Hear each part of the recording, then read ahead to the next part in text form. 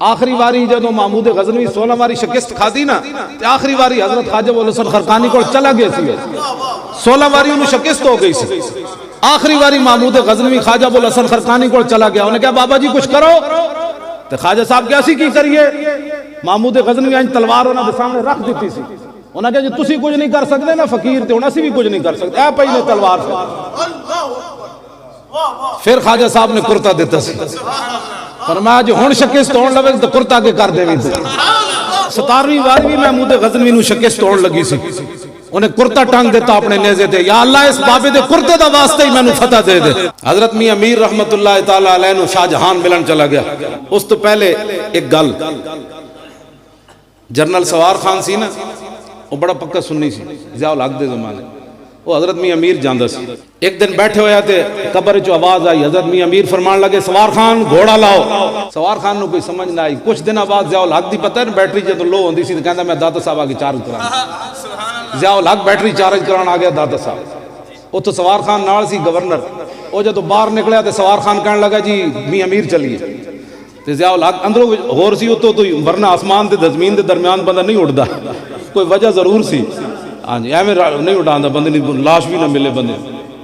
انہیں کہا چھوڑو یہ بزرگ بس ٹھیک ہے میں یہیں حاضری دے دی بس ٹھیک ہے ایک جگہ حاضری ہو گئی سوار خان چونکہ بڑا دبنگ قسم تھا جنرل سی انہیں کہا نہیں چلیے وہ لے گیا حضرت میاں امیر دی قبر دے اندر جب دو میں داخل ہوئے نا بیٹھے قبر جو آواز آئی سوار خان اور میں نے کہا تھا گھوڑا لاؤ تم گدھا لائے ہو اور میں انہوں نے تاں گل سنائی تاکہ تم اگلی گل سمجھ آ جائے یہ سچا واقعہ ہے سوار خان نے آپوں دسے حضرت میاں امیر نو ملنا آ گیا شاہ جہان آپ اتلے چھت تے چلے گئے تھلے اپنا چوکیدار کھڑا کر دیتا آج دے حکمرانہ دی طرح حکمران نہیں سن کوئی پڑھتے سن انہوں نے تو کلو اللہ بھی 3 واری نہیں آتی پچھلے دن سلاب آیا تے سینٹ دے قومی اسمبلی دے اجلاس ہو رہے سی ڈپٹی چیئرمین صدارت کر رہے سی کسی اسمبلی ممبر نے کیا انہیں کہا جناب سلاب بندے مر گئے فاتحہ پڑھو کہتا کل واللہ احد اجمعین برحمتہ 1400 سال میں ایسی فاتحہ کسی نے نہیں پڑھی یا تو اس نے اسلام سے مذاق کیا تو پھر بے ایمان ہو گیا اگر اس کو کل واللہ نہیں آتی تو اس کو حق کس نے دیا اتنی بڑی سیٹ پر بیٹھے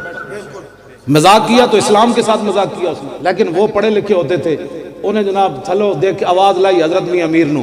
کہنے لگا ہوئے درے درویش دربان ابایت انہوں نے کیا ہوئے درویشان دے دروازے ہوتے انہاں دربانہ دا کی کام ہے حضرت میاں امیر نے اتو آواز دیتی فرمایا ببایت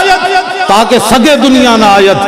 فرمایا ہاں فقیروں کے در پر دربان نہیں ہونا چاہیے لیکن اس لیے ہونا چاہیے کہ دنیا کا کتا نہ آ جائے